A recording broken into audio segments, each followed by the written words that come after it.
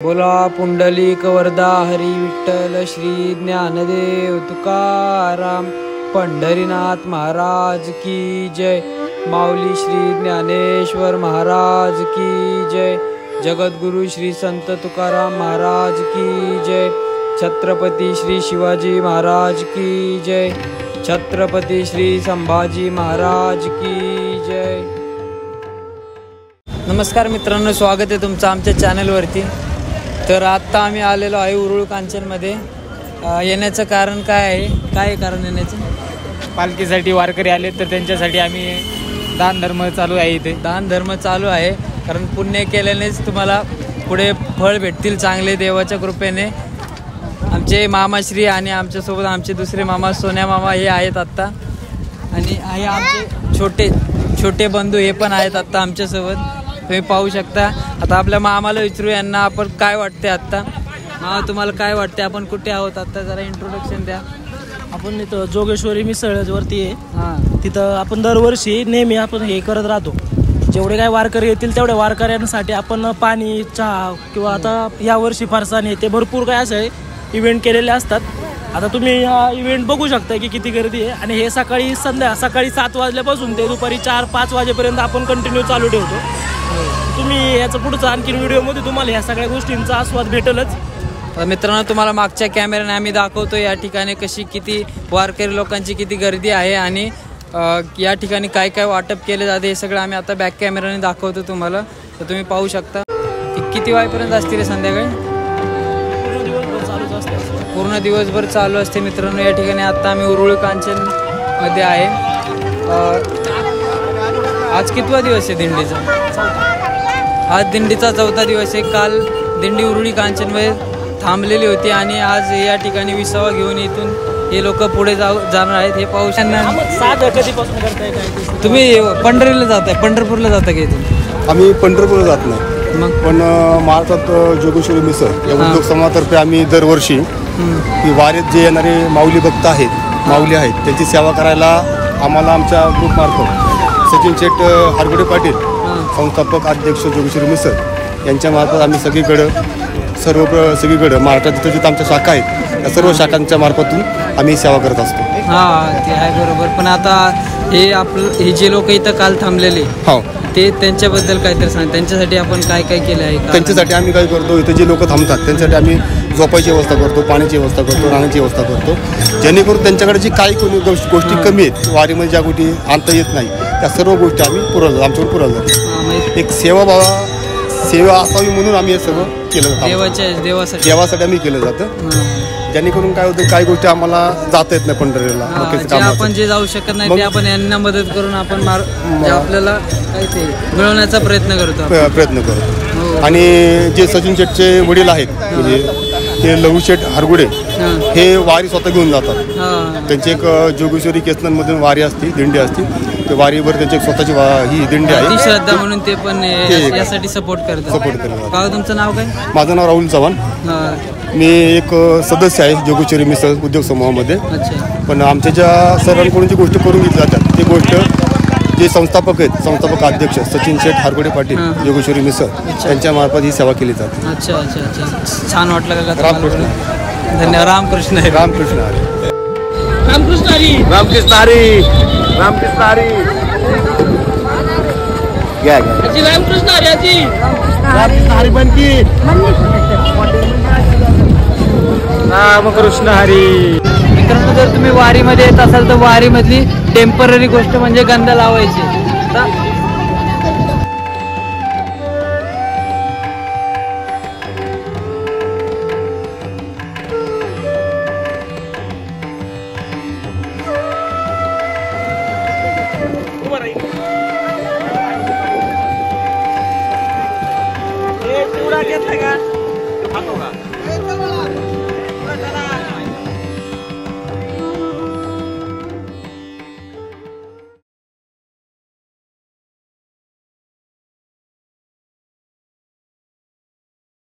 नमस्कार मित्रांनो, आपण सकाळपासून बघताय आपण जे जोगेश्वरी मिसळवरती सकाळपासून हा कार्यक्रम अनुभवतोय, त्या जोगेश्वरी मिसळचे हे मालक वैभव शेठ, कसं वाटतंय तुम्हाला? तुम्ही आता हे किती वर्षापासून करताय सगळं?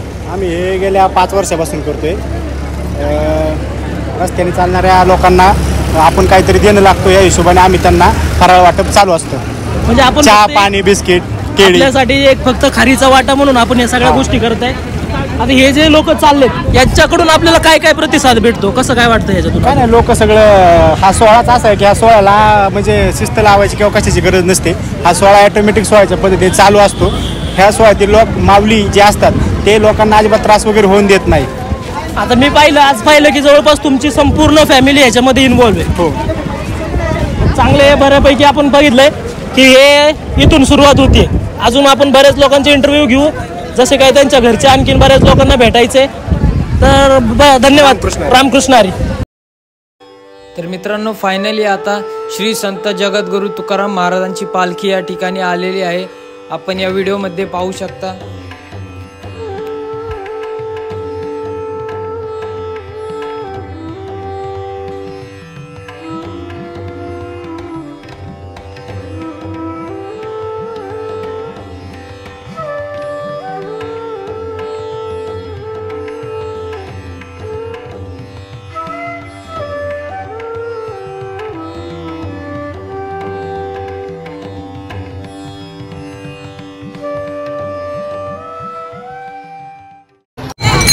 भाऊ कुठं आले तुम्ही? जेहू. चला चला चला. जेहू. देव नाव काय तुमचं? शिंदे. हा, मायाबी शिंदेचे. अरे वा. किती दिवसापासून करताय ते? 27 वर्ष झालेली. 27 वर्ष. पुढे बी करणार का इथनं पुढे? इथं करणार त्याच्या मनात तर. अरे माऊली, घरी कोण कोण असतं अजून? घरी कोणी मुलगा आहे का? सुना आहेत, नाती. तुम्ही इकडे आले होते, समजत असतील. समजतात. पांडुरंग काय आहे तुमच्यासाठी? समर्थ आहे, आई बाबा समान. हा, समान. चालतंय. रामकृष्ण हरी काका. ठीक आहे, धन्यवाद. जय जय रामकृष्ण हरी माऊली. आशीर्वाद द्या, आशीर्वाद.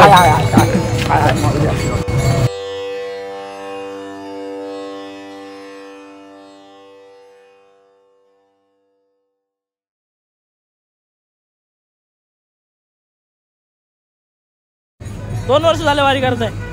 मुलं असून काय करताय तुमचे? वावरातली कामं. कुठून आले तुम्ही? एवढे लांबून? किती दिवस झाले चालताय?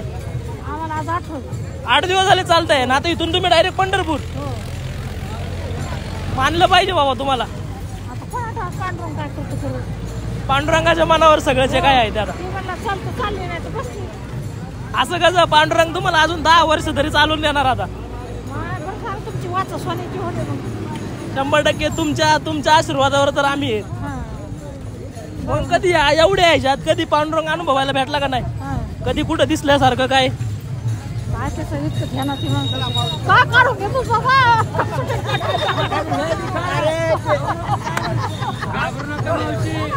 बाबा तुम्ही कधीपासून करताय? आज मला 10 वर्ष झाली. आता 10 वर्षापासून वारी करतो आम्ही. 10 वर्षापासून अभिनय असाच खांद्यावर घेऊन चालायचं. परतूर पासून जालना जिल्हा. एवढ्या लांब किती दिवस लागतात सगळं तुम्हाला चालायला? 12 तारखेला निघालेलो आम्ही. 12 तारखेपासून आता एकादश डायरेक्ट तिथपर्यंत. तिथून माघारी काल्याला निघणार. काला झाले म्हणजे 2-3 दिवस तुम्ही तिथं राहणार पंढरपूर. हो. पूर्ण सोहळा अनुभवणार आता हा. पूर्ण सोहळा. हो, पूर्ण. आता तुमचे मुलं वगैरे काय करतात? आता आमचे मुलं घराकडे शेती, कोणी शाळेत, कोणी.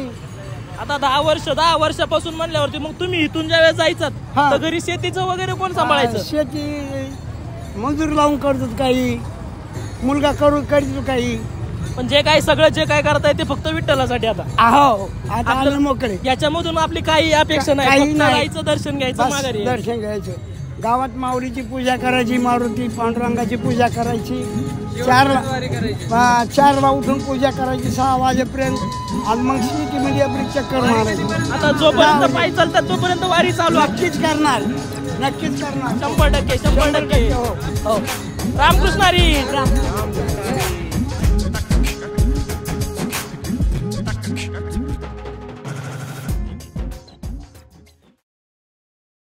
नमस्कार मित्रांनो, सकाळपासून चाललेला अविरत अन्नदानाचा जो प्रकार होता किंवा आपण जो उत्सव पाहिला, त्या उत्सवाचे सगळ्यात मेन मानकरी म्हणलं तर विशाल नाना बोर्डे आणि अविनाश आनंद हे दोघं या जोगेश्वरीचे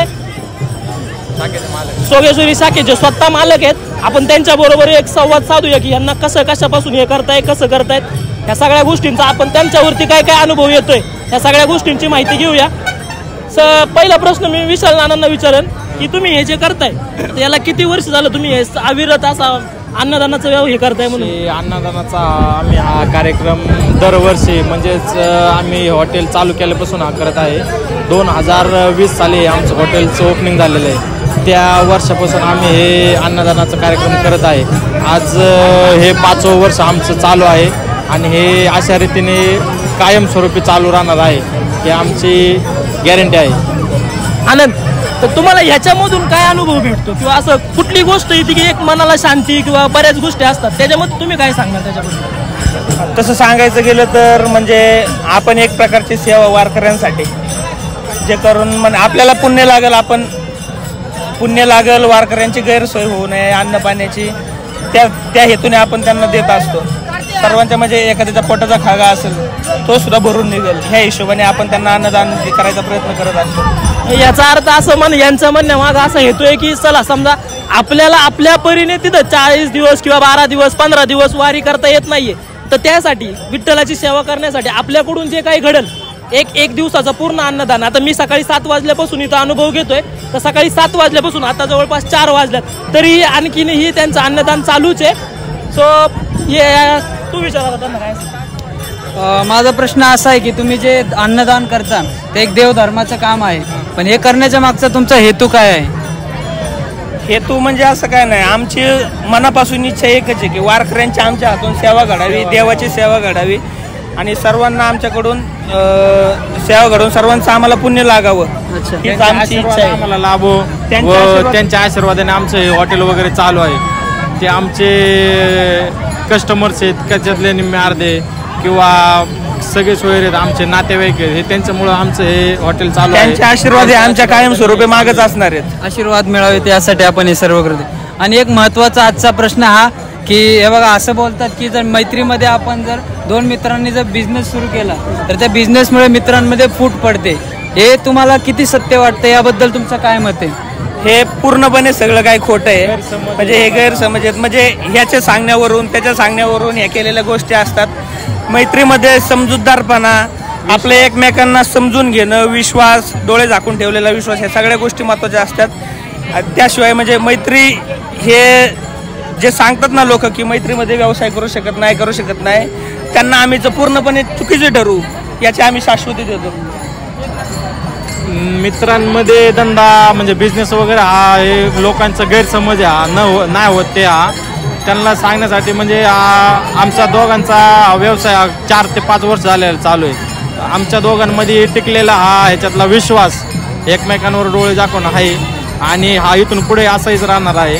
त्याच्यामुळं जे लोक म्हणतात की बाबा मित्रांमध्ये किंवा मैत्रीमध्ये जो आपण व्यवसाय करतो हा टिकत नाही, हा त्यांच्यासाठी सांगण्याचं हे कार्य आहे की बाबा हे चुकीचं आहे, सगळ्यात चुकीचं आहे.